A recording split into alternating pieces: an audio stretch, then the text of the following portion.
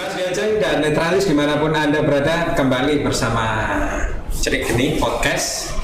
Kita akan berbicara terkait dengan kampung tematik ya.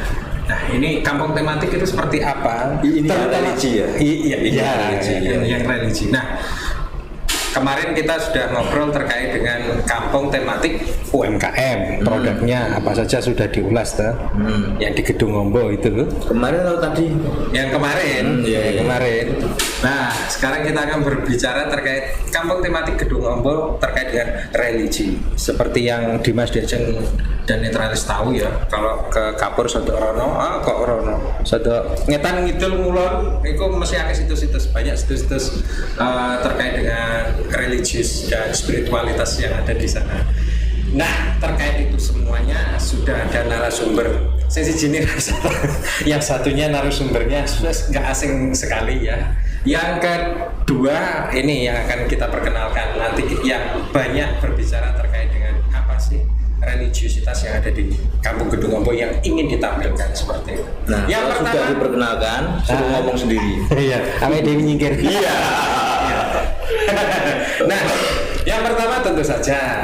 Nah, ini sudah berapa kali podcast biasa di sini? Ya, bola 3 kali berarti ya. 3 kali. Beliau adalah Bapak Kepala apa gitu? Lurah. Mas Lurah Gedung Ombo. Nama lengkapnya sobat aja. Nama lengkap saya Ahzar Pradiska Setia Putra. Oh, Putra. Ini ada setianya loh ya di sini. Ada setianya. Bukan setianya, tapi setianya pada Putra, bukan Putri. Ya ini. Ya, selamat datang. Selamat datang Bang Lurah di sini. Ya, nanti dijelaskan ya. Oh iya, siap. Kemudian yang kedua ada Gus Yanto. Ya, kita biasanya berikan Gus Yanto. Berarti apa? Pemangku ini ya? Pemangku. Selamat datang Gus Yanto. Selamat datang. Assalamualaikum warahmatullahi wabarakatuh. Waalaikumsalam warahmatullahi wabarakatuh.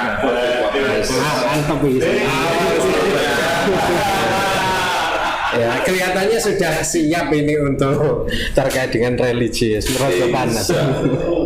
Ya, baik, Begandring religi. Dan saya ditemani Kang Mas Pito di sini ya. Siapa di sini sing buka? Gus Yanto. Aku disik ya, Nah, saya mau tanya ke Kang Mas Ahzar. Bang Lurah. Iki ono apa meneh ini? Wingi UMKM, sekarang kampung tematik tapi religi. Tentu berbeda. Terus pinginnya kayak apa ini? Nah ini kita sebelum ini kita mengulas sedikit ya. Kita intermezzo kemarin yaitu terkait kampung tematik, yaitu kita jelaskan lagi. Yang pertama tadi religi, lah ini kita hadirkan di sini. Kemudian untuk di Wire Lansia dan Pemuda Berkarya di Wire dengan untuk Legen dan Siwalan kampung tematiknya. Yang keempat yaitu yang kemarin kita yaitu Kampung Kelor, dan hari ini kita hadirkan juga di sini untuk yang kampung religi, kampung tematik religi. Gedung Ombo memang kaya. Jadi memang kampungnya sendiri-sendiri gitu ya? Ada pemetaan wilayah gitu ya? Iya, jadi sebelum mengarah ke sana kita ada namanya analisis potensi wilayah. Jadi kita menganalisis potensi-potensi yang ada di wilayah. Jadi bukan serta-merta kita terus menunjuk satu ini enggak, tapi kita melihat dari berdasarkan potensi-potensi penggalan potensi yang ada di wilayah. Jadi kalau ada satu lagi kayaknya yang kurang ya? Iya, apa itu? Kan ada 4 kampung tematik. 4 ya. Satunya Pengkok itu wilayah Dombo enggak? Ikut wilayah Dombo. Nah itu kampung rawan kecelakaan. Oh gitu ya. Daerah situ rawan kecelakaan. Orang sing kaya ngono. Sing kene kayak survei, sing kene kaya survei. Nah iya. Perkembangan kecelakaan. Ada 4 tadi ya. Ada 4. Nah, ini yang religi ini seperti apa ya? Sebelum kita mengarah ke kampung, sebenarnya kita sudah banyak mengenal untuk di wilayah Jarkali, yaitu ada beberapa situs dan makam. Kalau kemarin kita nyebutnya untuk Kampung Kelor itu di sana memang kita mengarah ke ekonominya, ke UMKM-nya. Tapi di religi pun kita tidak terlepas dari UMKM juga. ada UMKM juga di wisata religi di sini. Masuk Juga, masuk. tapi bukan produk makanan, tapi ada lain-lain masih ada. Tapi memang iya, memang belum kita munculkan ke sana, tapi kita fokuskan untuk pengembangan di wilayah di kampung tematik religi ini adalah yang pertama yang kita lihat di sini permasalahan-permasalahan yang ada yaitu terkait sarana dan prasarana. Seperti jalan yang pertama jalan, saluran juga kita jelasin di sana. Kemudian sarana prasarana yang ada di wilayah situs-situs atau makam-makam yang untuk penunjang fasilitas umum di suatu wilayah makam tersebut. Nuwun sewu. Ya. Biasanya itu kan kalau semakin gerumbul kan semakin bagus. Nggak usah diperbaiki kali ya. Memang harus di ini ya, jalan Bukan perbaikan, perawatan. perawatan. Pemeliharaan. Sampai saat ini berapa situs yang sudah bagus untuk sarana prasarananya? Saat ini kalau kita bilang layak ya, insya Allah sudah layak semua. Jadi mulai dari fasilitasnya, apalagi untuk kebutuhan MCK, untuk kebutuhan pendoponya juga sudah ada, musolanya juga sudah ada, kemudian untuk juru kunci untuk penerjemah di sana minimal ada tour guide-nya lah, pengenalan di sana juga sudah ada. Ini semuanya Gus Yanto tahu ini? Insya Allah tahu. Tapi ada satu UMKM, sektor UMKM yang belum masuk kayaknya. Apa meneh iki? Iya nyarwan. Ki bakul kembang. Bakul kembang. Makan harus ada bakul kembang. Tuh, ini kan Iya. Nih, engko sing jawab. Gus Yanto kayak ana. terus itu dodolan bisa. Oke. Langsung ke Gus Yanto. Dengan adanya kampung religi, seperti apa ini pengembangannya nanti? Pinginnya? Oke, terima kasih Mas Denny. Abot. Mari pengajian konti. Mari dalang. Monggo. Lagi bayangin ini. Iya, terima kasih. Perkenalkan kami atas nama Pak Haryanto, yaitu Ketua Kampung Tematik yang berbentuk Kampung Tematik Religi yang kemarin disahkan oleh Bapak Lurah Ansar untuk perkembangan wilayah Gedong Ombo. Terkait dengan masalah kampung tematik religi, memang di wilayah Gedong Ombo, khususnya di wilayah Jarkali, sudah ada situs yaitu makam Atas Angin dan Brawijaya atau Pangeran Atas Angin Mbah Brawijaya.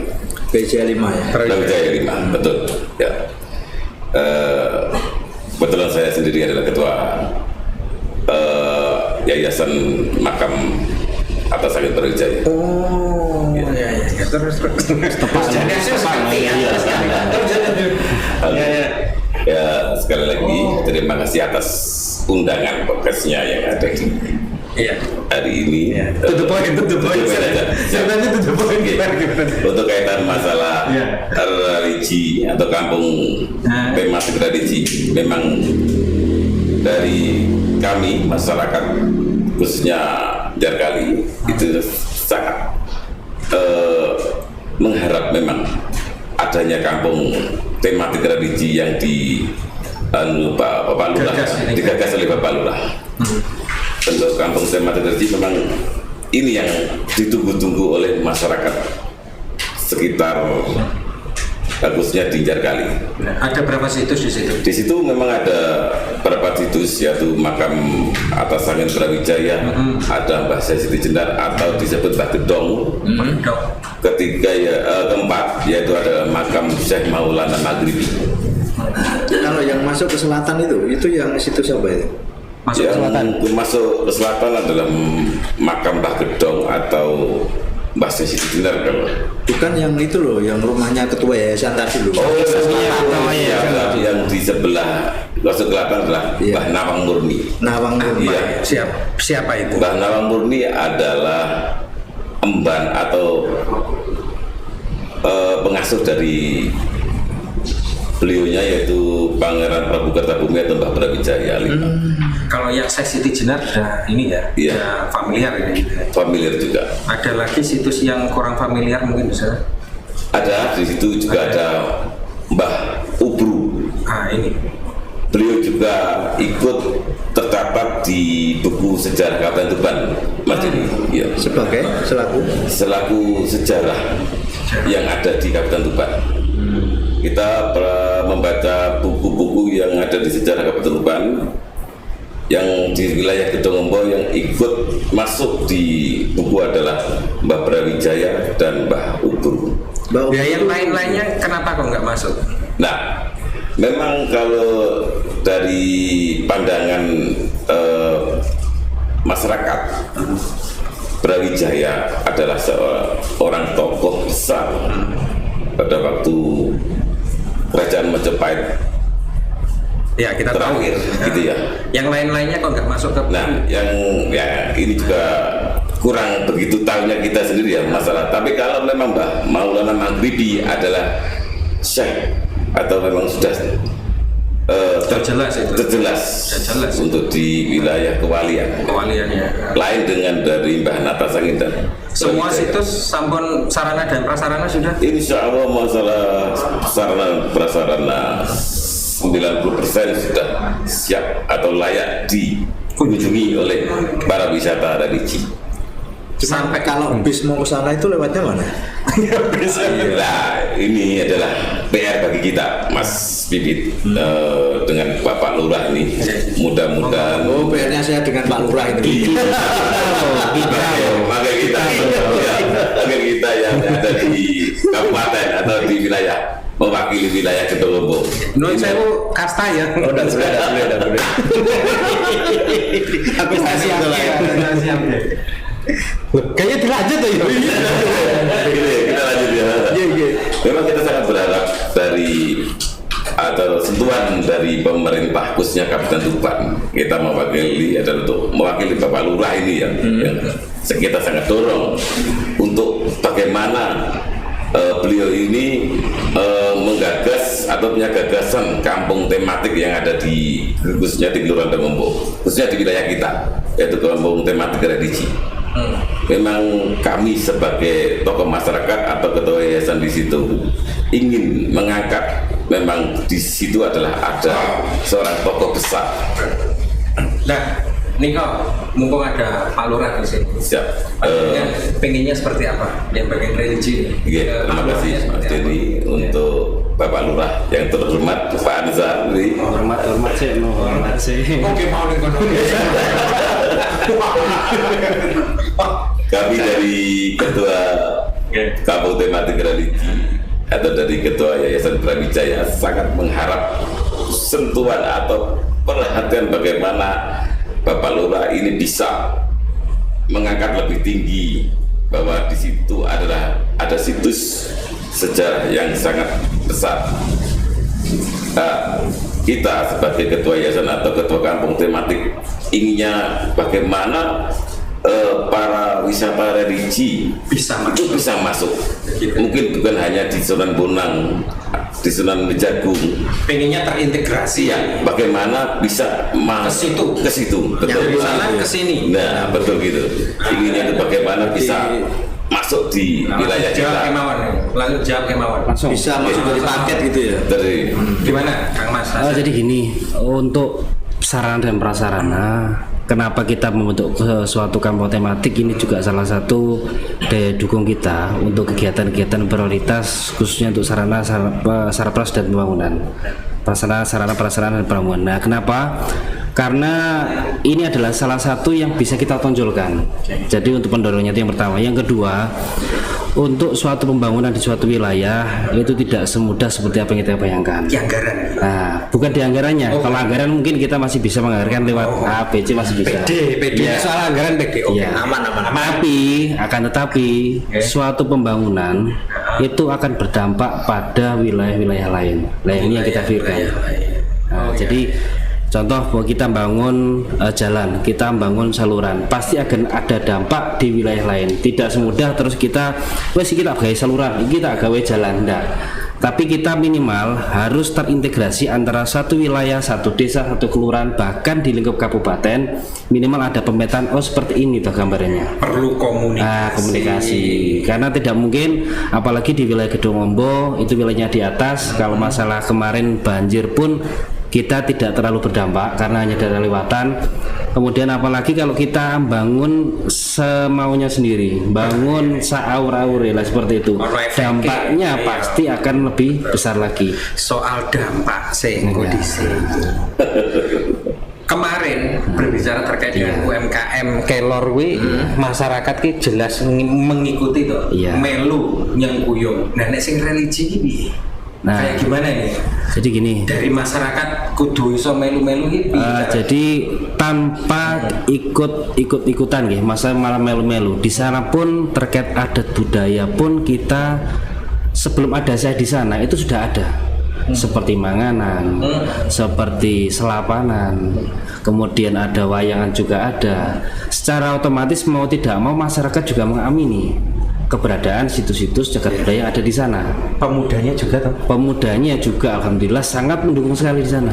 Ini patut dicontoh. Kan tidak mungkin ini yang bergerak hanya bapak-bapaknya, orang tua-tuanya. Tidak mungkin. Kita harus sinkron antara mulai dari pemudanya, masyarakat pemuda, ibu-ibu, kemudian bapak-bapaknya juga jadi satu di sana. Tanpa adanya mereka tidak akan bisa berjalan dengan. Kita Gus Yanto pengen berbicara nih. Iya, monggo. Iya.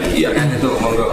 Dari arah Pak Lurah tadi, memang dari masyarakat khususnya Jakali yaitu di kawasan Mbah Natasangin Brawijaya, memang setiap tahun kita pasti adakan yaitu sedekah bumi atau manganan, ya pasti ini setelah mungkin habis masa panen. Masyarakat kita tuh pasti mengadakan adanya sedekah bumi. Dalam arti itu menyukuri bumi kita. Menyukuri ini mendorong. Syukur atas. Oh begini ya, bukan begini. Dan budaya yang kita adakan di wilayah khususnya di Makam Matasangin Brawijaya ada yaitu pagelaran wayang kulit sehari semalam suntuk. Nah itu biasanya kapan gitu? Itu biasanya setelah para warga atau masyarakat itu habis panen kedua atau apitan katanya kalau sana ya. Berarti bulan Juni sampai Agustus gitu ya biasanya. Kalau warga itu petani ya rata-rata. Di situ juga ada mayoritas petani, ada dari pihak swasta juga dan ada juga PNS. Tapi kita lihat di sana itu mayoritas di sana banyak yang swasta. Iya. Ya kalau swasta panennya apa ini? Nah ini tadi Mas Yudin, kita kembali lagi ke pelestarian tadi. Ya. Mungkin dulu di sana masih ada ladang seperti itu, tapi kita tidak terus menghilangkan yang namanya kearifan lokal adat budaya yang ada di wilayah kita. Ini yang sangat penting yang perlu diperhatikan juga ini juga. Dan ini juga mungkin dari kita juga mungkin yang kita perlukan untuk saat ini adalah motivasi dan dukungan dari masyarakat penuh terkait kampung tematik. Jadi tidak hanya di kelurahan, yang kita harapkan adalah kampung tematik ini muncul dari masyarakat. Kita hanya memberikan program, tapi ini semua adalah muncul dari masyarakat. Jadi ketika siapapun lurahnya, siapapun camatnya, kegiatan seperti masih bisa berlanjut. Jadi harapan kita adalah berkesinambungan dan ini muncul murni dari masyarakat. Jadi kita tinggal membuatkan namanya pemerintah, kita tinggal mendorong, kita tinggal memfasilitasi seperti itu. Tapi kemauan kemudian untuk pelaksanaan lain-lain tinggal di masyarakat masing-masing. Masyarakat seperti itu. Lah, ada pertanyaan enggak? Oh, angop. Kastane. Malah kasih tuan. Makanya aku terus ngiki mau ya. Dari banyak kelompok-kelompok masyarakat itu ada nggak bikin sebuah kelompok tersendiri, katakanlah di Brawijaya itu ada kelompok masyarakat tersendiri namanya apa atau apa gitu yang untuk mensupport dari setiap situs-situs, atau memang semua dikelompokkan jadi satu, katakanlah di salah satu organisasi? Atau barangkali di sana ada masyarakat adat gitu ya? Ya, atau ada masyarakat adat atau pripun gitu. Kalau di kota sendiri, saya bilang kota khususnya di Gedung Ombo lah, saya bilang Gedung Ombo untuk kelompok adat atau masyarakat adat sih sebenarnya tidak ada. Tapi memang kearifan ini sifatnya adalah langsung masyarakat. Jadi masyarakat. Jadi kalau masa bilang kelompok adat itu kita tidak ada kelompok adat. Sampai detik ini saya kok belum pernah menemukan suatu kelompok yang membentuk suatu adat tertentu. Tapi suatu masyarakat ini yang membentuk dari pelestarian budaya ini tadi. Jadi kita di sini sebelum jauh-jauh hari itu kita sudah melihat seperti apa sih kedepannya. Makanya saya bentuk kampung tematik ini tidak hanya bentuk suatu nama saja. Harapan saya kan tiap tahun itu harus ada rencana kerja. Rencana kerja di tahun ini ada apa, ini ada apa, ini apa. Yang sempat saya bilang di podcast kemarin, yaitu yang satu pembentukan kelompok, kedua digitalnya, ketiga eventnya. Eventnya sudah ada tiap tahun. Event sudah ada. Tinggal kita kuati di medianya. Ini termasuk yang religi juga. Iya, religi juga. Sama, kita penguatan di tiga ini tadi. Pembuatan kelompok sudah sampai di media dan di eventnya. Kalau yang religi gimana? Apa sudah ada efek di pengunjung atau seperti apa?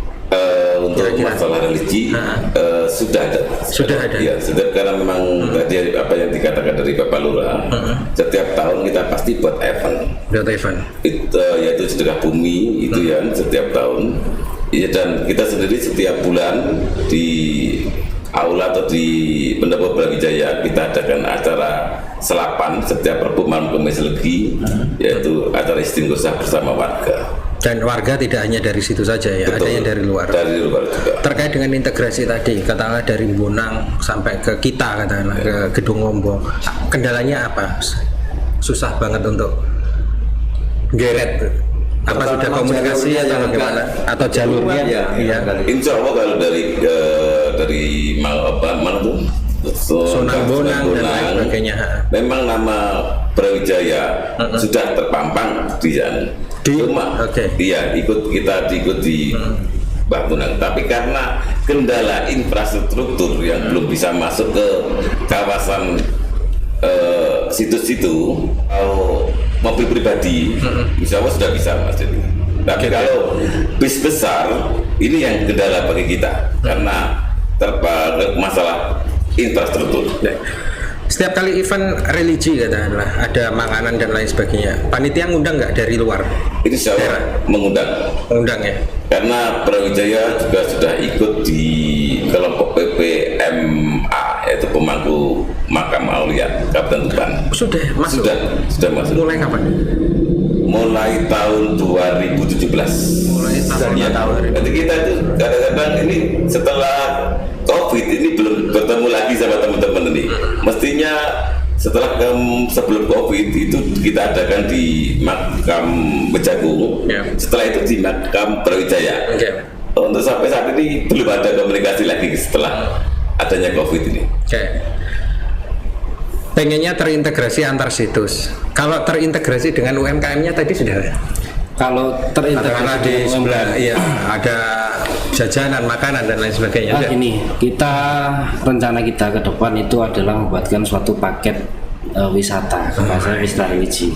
Paket wisata. Tapi biasanya kalau kalau wisata religi kan kita tidak boleh terus mematok harga dan seperti itu. Kenapa? Enggak apa-apa tuh. Nah ini tadi masalah apa mas? Religi tadi. Nah ini kan sifat sukarela. Tapi di sana kita nanti akan kerjasama dengan para pihak travel terkait ini loh, kita punya jajanan, kita punya olah-olah yang asli dari Gedung Ombo. Jadi ketika jenengan semua masuk di keluar Gedung Ombo, balik pun kita juga masih dapat buah tangan dari keluar Gedung Ombo seperti itu.